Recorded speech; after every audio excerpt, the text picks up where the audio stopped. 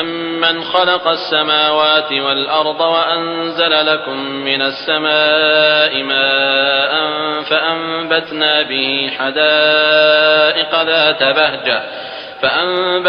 بِهِ حَدَائِقَ ذَاتَ بَهْجَةٍ مَّا كَانَ لَكُمْ أَن تُنبِتُوا شَجَرَهَا أَإِلَٰهٌ مَّعَ اللَّهِ بَلْ هُمْ قَوْمٌ يَعْدِلُونَ.